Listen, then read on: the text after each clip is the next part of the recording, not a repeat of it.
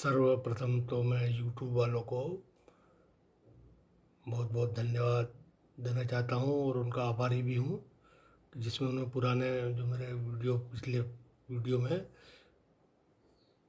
Infrastructure development and SHG role biodiesel trees के संबंध में जो मेरी जो भावनाएं व्यक्त की थी मैंने उसमें उसमें आत्मीय सुख वाला जो पोर्शन था उसके लिए उन्होंने बहुत अच्छा मतलब वो किया है, अप्रिशिएट किया है।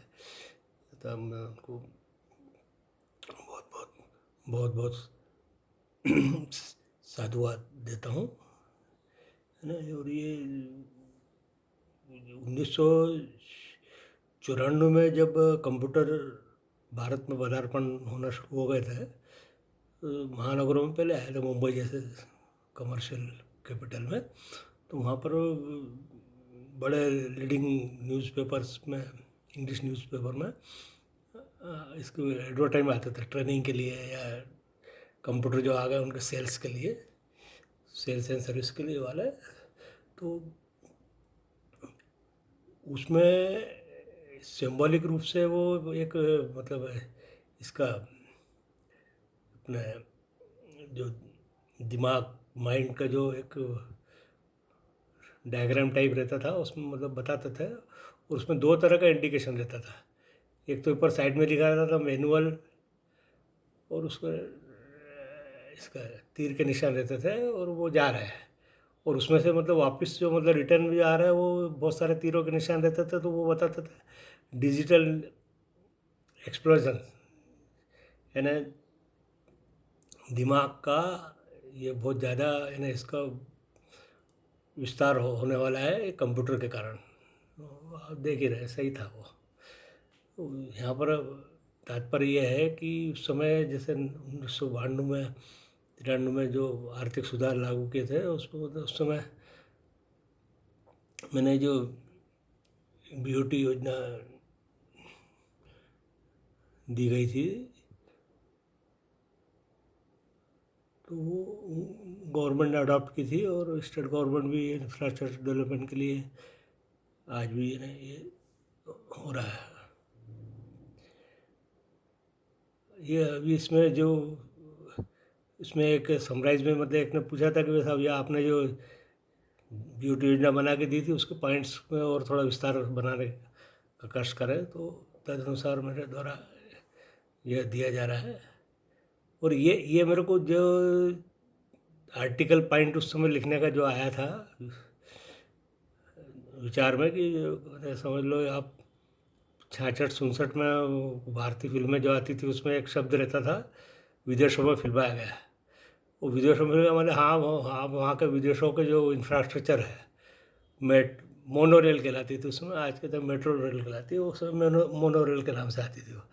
मोनो रेल है, हाईवेज है, और ये सिटीज़ में इंटर मतलब ये बिल्डिंगों को क्रॉस करते हुए मतलब ये ना रोड वगैरह जा रही है इस प्रकार से। तो उसका मैंने शब्द इसलिए दिया था वर्ल्ड क्लास।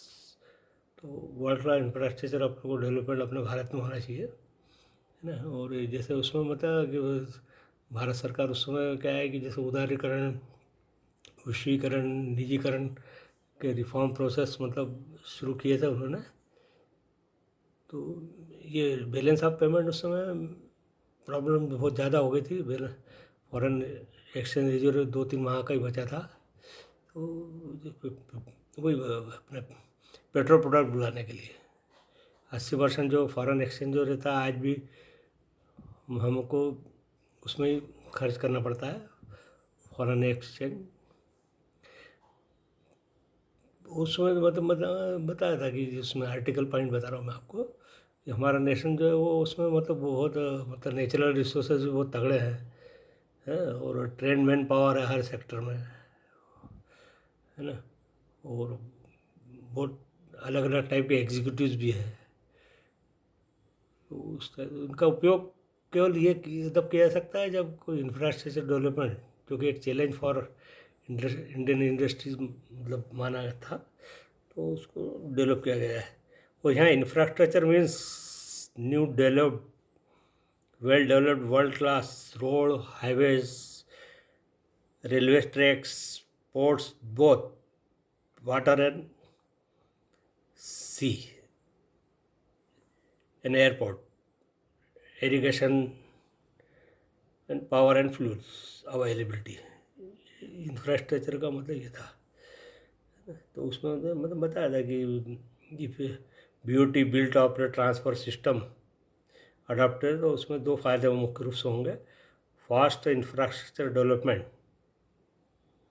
और दूसरा fast FDI and FII investment. और ऐसा नहीं है कि है ना ये बहुत हमारा देश का इंफ्रास्ट्रक्चर 1992 में पुअर था, ऐसा नहीं है। जहाँ पर था वहाँ था, पर उसको वेल डेवलपमेंट नए सेक्टर में ये कैसे किया जाए। पुराना तो है, जो पुराने को तो वो मॉडिफाई करता रहता था, न्यू न्यू न्यू सेक्टर में बहुत ज़रूरी था। प्राइवेटाइजेशन मतलब इन न्यू सेक्टर वाले जो पहले से है उनको नहीं, पर बाकी बाद में सरकार की पॉलिसी अलग रही तो वो अलग टाइप से नीतियाँ बन गई, तो कालांतर में ये होता रहता है। और मैंने उस समय बताया था कि ऐसा कोई ज़रूरी नहीं कि मतलब पूरा इंफ्रास्ट्रक्चर हमको एक बार नए सिरे से तैयार करना पड़े। ब्रिटिश टाइम से ही जो इंफ्रास्ट्रक्चर था उसको मतलब मॉडिफाई करके उसको कर सकते हैं। उसमें उसमें मतलब ये था कि only some ways to build for connected each others for short distance route, है ना। और ये FDI और FII जो इन्वेस्टमेंट था वो इसलिए था ताकि वो विदेशी कंपनियां इंफ्रास्ट्रक्चर डेवलपमेंट के लिए अपने यहाँ लाए, और फॉरेन एक्सचेंज क्राइसिस जो है, रिजर्व क्राइसिस, वो जल्दी जरूर ऐसा हुआ भी, वो धीरे धीरे रिकवर। और बात के इस पर मतलब इसको निरंतरता बनाए रखी सरकार ने आने वाले वर्षों में भी आज तक। और जैसे मैंने बताया 2014 के बाद तो इसमें बहुत ज़्यादा इंफ्रास्ट्रक्चर का ध्यान दिया गया है। अलग अलग योजनाएं 52 से लेकर 57 तक अलग अलग प्राथमिकता वाले रही, जैसे एग्रीकल्चर रिफॉर्म,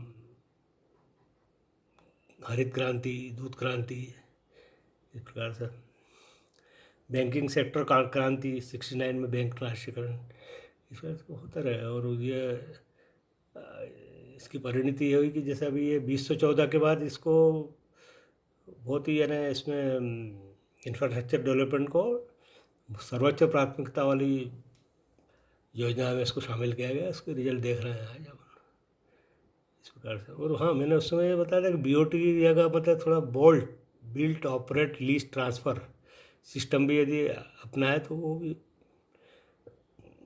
जल्दी फ़ायदा होगा, क्योंकि उस समय $100 बिलियन के रिजर्व मतलब आ गया था एक साल में, तो इसका राष्ट्र के इकोनॉमिक डेवलपमेंट के लिए ये इसका उपयोग हो सकता है। BOT के स्थान पर बोल्ट स्कीम सिस्टम, इस प्रकार से।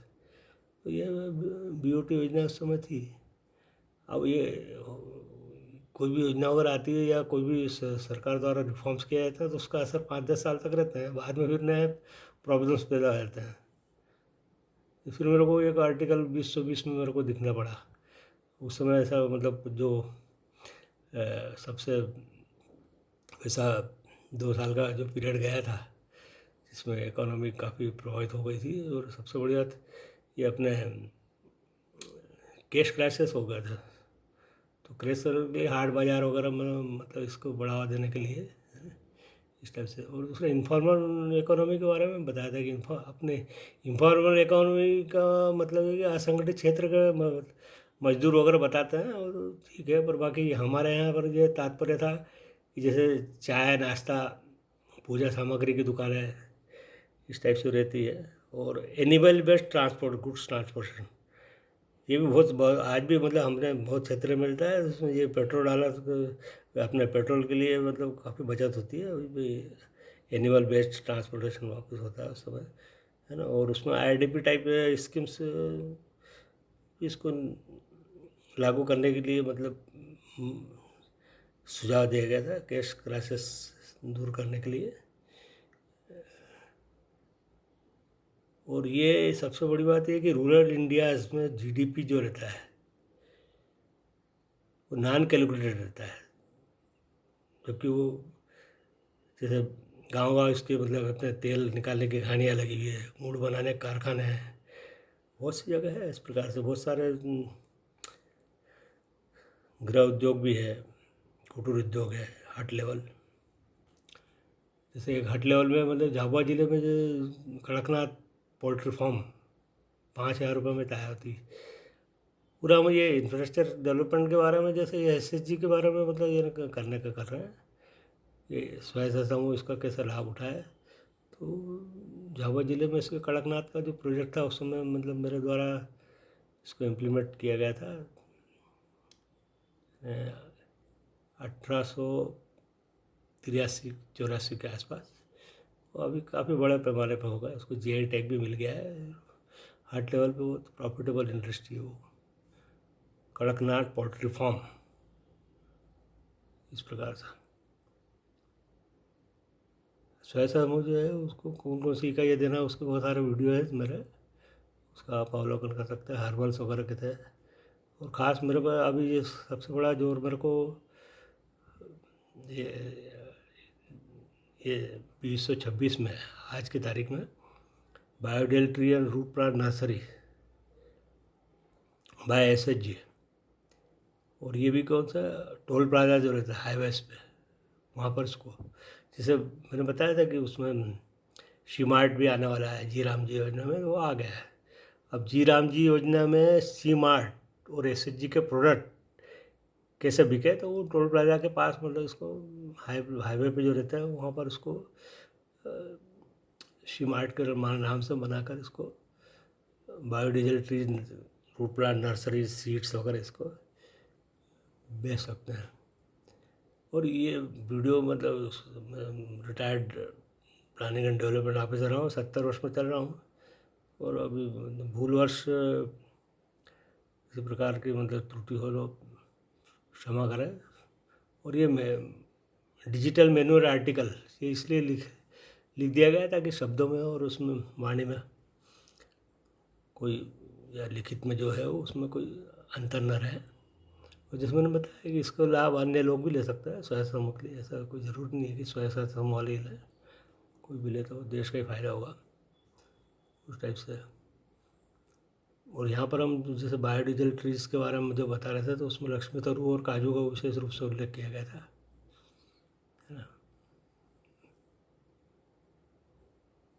ये वीडियो इसलिए बनाना पड़ा कि जैसे समराइज में जो प्रश्न पूछे जाते हैं तो उनका उत्तर देना ज़रूरी है। तो यूट्यूब का बहुत बहुत अभी आभारी हूँ, धन्यवाद उनको। और साथ में जो व्यूवर्स है, इतना वीडियो देखा इन्होंने, उन सभी को भी बहुत बहुत धन्यवाद।